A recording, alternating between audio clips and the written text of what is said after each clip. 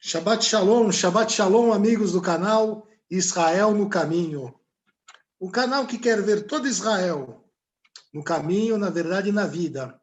Amém. Seguindo o caminho, conhecendo a verdade e recebendo vida, e vida em abundância. Eu sou Miguel Malak, conhecido aqui em Israel como Michael Malari, e hoje vamos falar da Parashá Kitissá, que é quando fizeres. Ela está em Êxodos 11 a Êxodos 34 a 35. A Haftará, que é a porção dos profetas, está em 1 Reis 18, de 1 a 39. A Brit Hadashá, que seria o Novo Testamento, está em 1 Coríntios 8, de 4 a 13. E o Salmo é o 75. O Salmo é o 75 dessa Parashá. Eu estou em São Paulo com José Adelso Moraes. Eu queria começar falando da Parashá passada. Falou-se muito das vestimentas do sumo sacerdote, né? Quem é o nosso sumo sacerdote? Quem é esse sumo sacerdote que tem essas vestimentas? Quem é? Quem é esse nosso sumo sacerdote? Isso é o que é o principal, a gente descobrir o nosso sumo sacerdote, aquele que pode nos levar a falar com Deus, aquele que nos resgata, nosso resgatador. Então, como Êxodos 30, essa Parashá, ela continua, fala dos impostos para manter a tenda. Vou fazer uma breve resumo, né? A bacia de purificação, o óleo santo para as unções. O óleo santo, presta atenção, o óleo santo para as unções. Esse óleo é a tipificação do Espírito Santo, é o óleo santo para as unções. O aroma sagrado da tenda. Aí depois vamos continuando aqui. O dia do Shabat, fala-se do Shabat. Quem é o nosso Shabat? Deus entrega as leis para Moisés, então é um resumo histórico. O povo exige deuses de ouro, né? Aí, no Êxodo 32, já começa o povo se rebelando, Moisés subindo lá em cima, vendo todas as coisas com Deus, né? E Deus avisa Moisés que o povo está se entregando à idolatria, né? Moisés roga a Deus por Israel. Moisés vê a traição do povo. Bom, em suma, no final ele manda matar os idólatras, né? Então, em suma, essa é um pequeno resumo da Parashá, né? Mas eu quero me conter apenas dois versículos. Eu vou me conter, que está em Êxodos 33. Os dois estão em Êxodo 33. O primeiro é em Êxodo 33, 11. Que diz assim: o Senhor falava com Moisés face a face, panim ve panim, como quem fala com seu amigo. Isso é que fala em Êxodos 33, 11. Aí você vai para 33, 18. No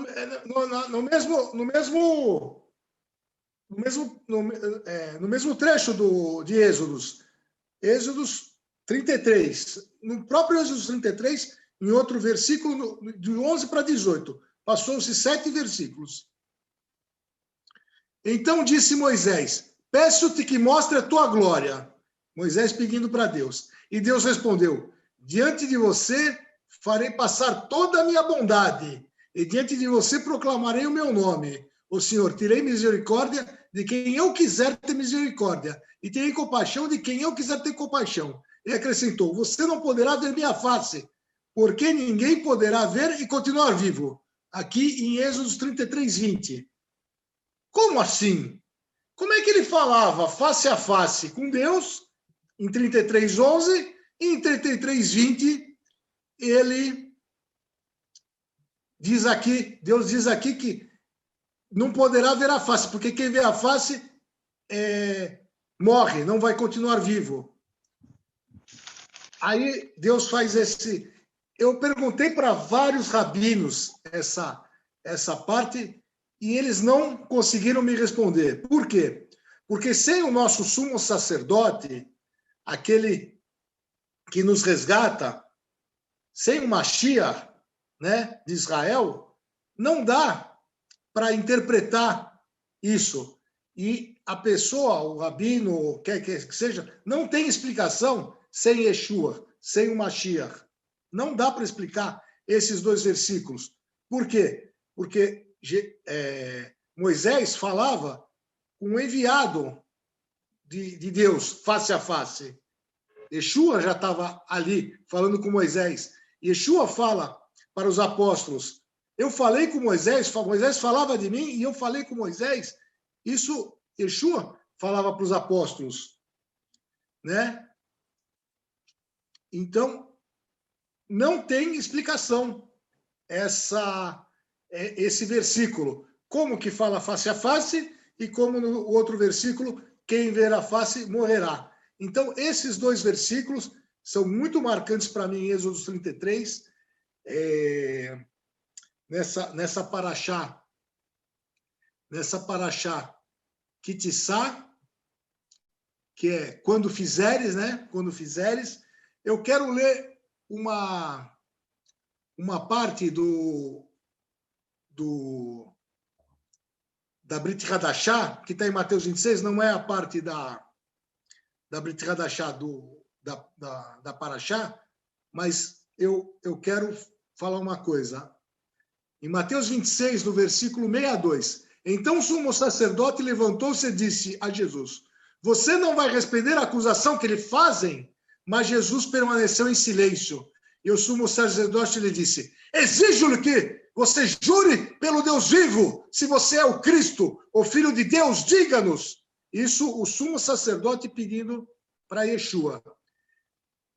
Tu mesmo disseste, respondeu Jesus. Mas eu digo a todos vós, chegará o dia em que vereis o Filho do Homem assentado à direita do Poderoso e vindo sobre as nuvens no céu. Foi quando o sumo sacerdote rasgou as próprias vestes, aquelas vestes que já foi falada com as 12 pedras, né? E disse: blasfemou! Por que blasfema? Para que precisamos de mais testemunhas? Vocês acabaram de ouvir a blasfêmia. Que acham? É réu de morte, responderam eles. Então, Jesus foi condenado pelo sumo sacerdote. Foi condenado pelo sumo sacerdote. O que a gente vê nesse trecho? A gente vê um homem vestido de Deus. Porque o que Moisés via era Deus que colocava, ele já via, ele estava vendo o sétimo céu, ele já estava vendo as coisas do mundo vindouro. Então, ele fez ele recebeu isso de Deus. E essas vestes é como se era vestido o sumo sacerdote. Só que o sumo sacerdote da ordem de Melquisedeque, não de uma ordem levítica, de uma ordem superior, porque Melquisedeque abençoou Abrão. E Abrão é bisavô de Levi. Então, é uma ordem levítica. Essa ordem de Melquisedeque, quem é o nosso sacerdote dessa ordem de Melquisedeque? É Yeshua. Ali você vê um homem vestido de Deus condenando a um Deus que se vestiu de homem. Um Deus vestido de homem, porque ele tirou toda a sua glória para vir ao mundo e poder nos salvar. E é isso que eu queria passar. Agora eu vou passar a palavra para o meu irmão, José Adelcio Moraes. Agora é com você, José. O que você acha disso? Shabbat Shalom. Essa pontuação que o Senhor te deu, eu também marquei, mas eu gostaria de... Hoje eu estou assim meio Rubens, estou mais técnico. E o profético, tem o profético, mas é mais técnico. Nessa paraxá, nós nunca podemos deixar a base moral e espiritual, que são os 10 mandamentos para trás. E tem algumas coisas que ela diz, que é a expiação, que nada mais é que purificação, consagração e santificação. São 3 coisas diferentes e às vezes as pessoas confundem um pouco. No capítulo 30, antes um pouco no 29, 46, Deus fala do resgate, o resgate de Deus. Tirou do cativeiro, fez sair do cativeiro e livrou das pragas. Bom, você disse aí da bacia de bronze, do óleo, e eu gostaria de falar algumas coisas em cima, trazendo um pouco para nós. Mas ali ele diz nas ofertas também uma coisa muito importante. Rico e pobre deram ofertas iguais. O que é ofertas iguais? É porque é por porcentagem. Agora, eu te pergunto, quem ofertou mais? Um que dá 100 mil reais, mais nada, ou aquele que ofertou 500 e mais uma oferta para o santuário? Fica a pergunta para vocês. O que eu quero dizer da bacia de bronze é que nós temos que entrar limpos no santuário. E hoje, você entrar na sinagoga, entrar na igreja, você tem que estar limpo, você tem que ter conversado com o Senhor através de Yeshua, para que você se limpe e você entre no santuário limpo, para poder realmente lavar as suas vestes, né? E o óleo que antigamente era para ungir o sacerdote, ou aí alguém vai me perguntar, poxa, mas todo mundo unge, todo mundo hoje entra na igreja, está ungido, todo mundo é sacerdote? Todo mundo é sacerdote. E se você crê em Yeshua, que te deu de fazer muito mais que ele, como único caminho ao Senhor, você é um sacerdote. E Jesus nos tornou esse sacerdote. Então, essa unção, quando alguém te falar sobre óleo, é uma coisa clara e nítida, como o Miguel acabou de falar, que nessa paraxá a trindade é muito clara, é muito real, é muito certa, né? E quando que se vai para fazer o tabernáculo, fazer as coisas de Deus, fazer as coisas que o Senhor pediu para ter no tabernáculo, ele encheu do Espírito de Deus. E quando na Bíblia você lê Espírito de Deus, letra maiúscula, é o Espírito de Deus. Bezalel, da tribo de Judá, e mais alguns outros, que foram fazer esses objetos, né? Ele, na verdade, ele foi cheio do Espírito Santo. Porque você só consegue fazer as coisas de Deus quando você está cheio no Espírito.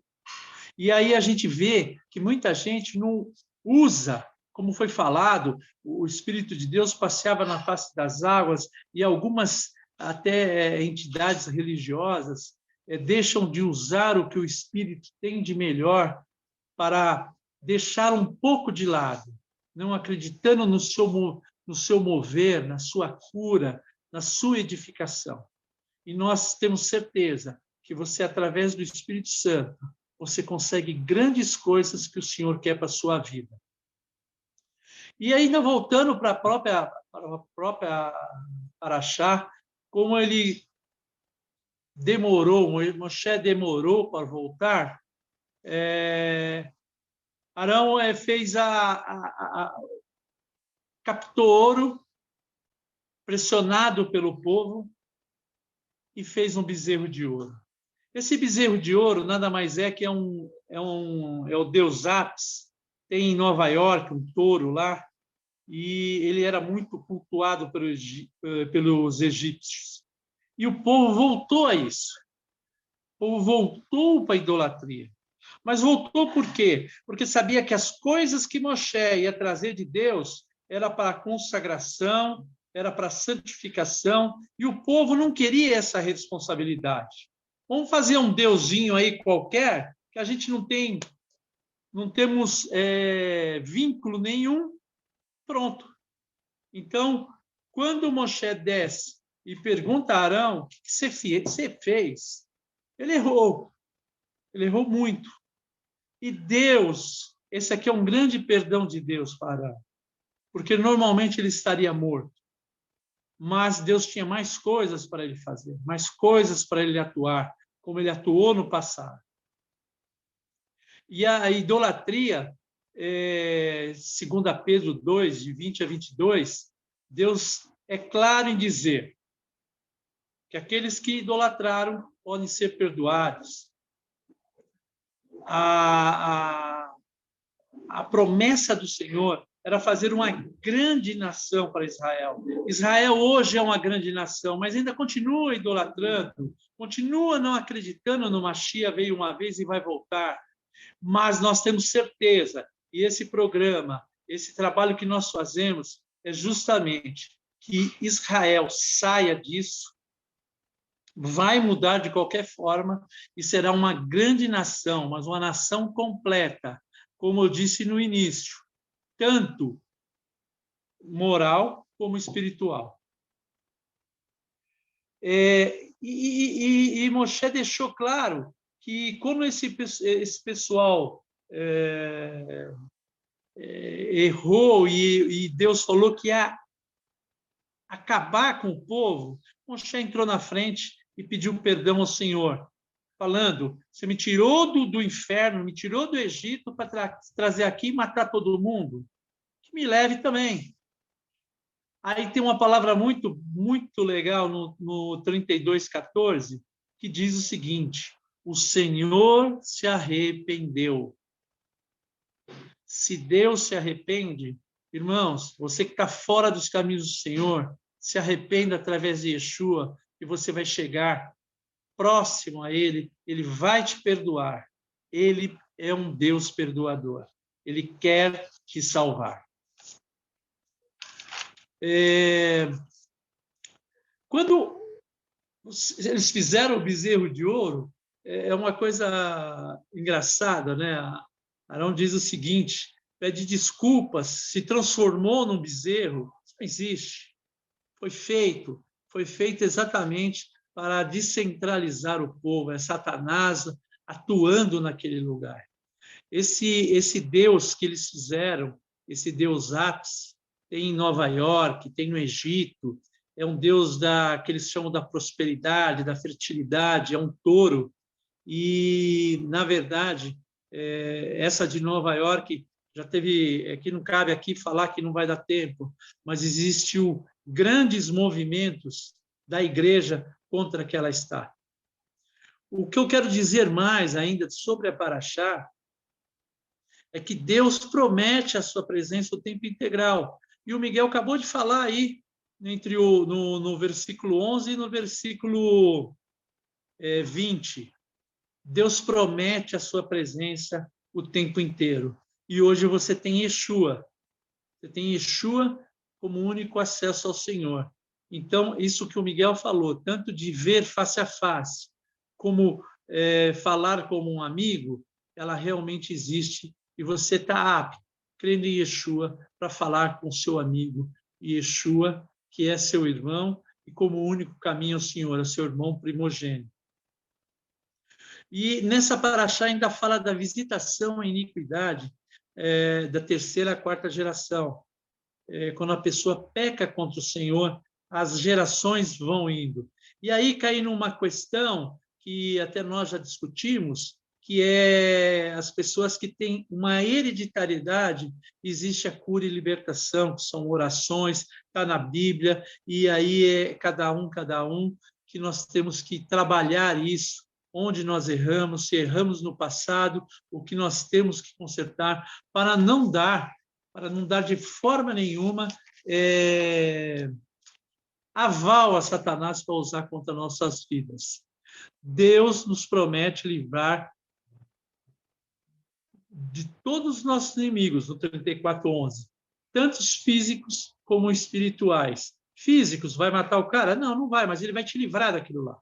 E os espirituais, como eu acabei de falar.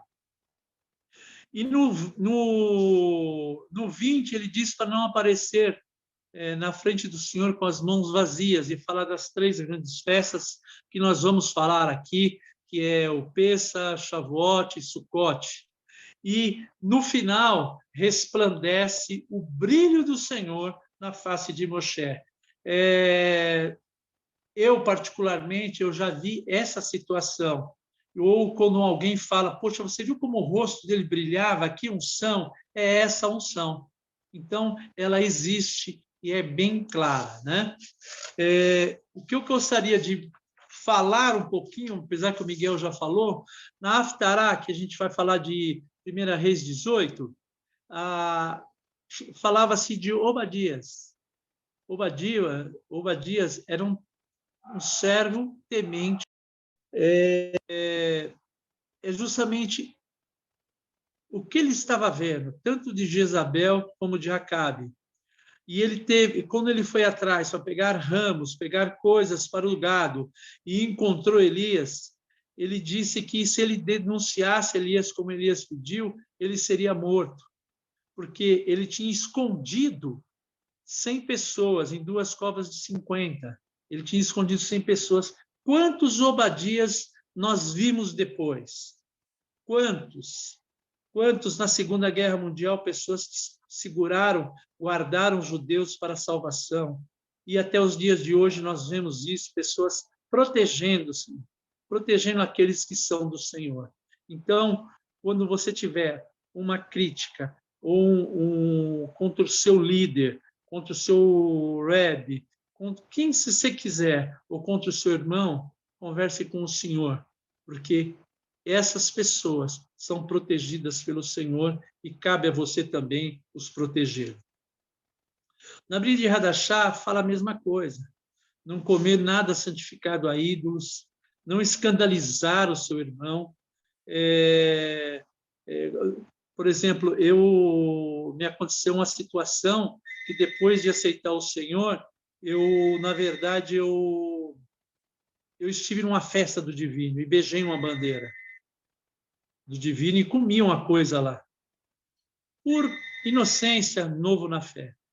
E anos depois, um profeta me falou: você tem que pedir perdão ao Senhor e colocar o sangue de Jesus nesse ato de idolatria que você fez. Então, nós temos que avaliar a nossa vida, como ela está, se tem alguma coisa que nós deixamos para trás. E eu gostaria realmente de enfatizar isso, porque eu vivi isso. Eu vivi isso num tempo. E sabia que tinha alguma coisa que me incomoda demais. E no Salmo 75:10, o Senhor diz o seguinte: abaterei a força dos ímpios, mas a do justo será exaltada. Então, essa paraxá é muito importante, ela é para ser estudada realmente, e nós temos certeza que nós temos que, se você não é um sacerdote, e você vai, não vai se consagrar a um sacerdócio e tocar algo, uma sinagoga, uma igreja, mas você tem que se santificar. Você tem que se santificar. Tem que buscar a santificação. E essas coisas que a gente busca, às vezes, que nós cometemos, isso é uma santificação. E aí sim você está fazendo a expiação, que é a purificação. Shabbat Shalom. É isso aí, tremendo, José. Shabbat Shalom.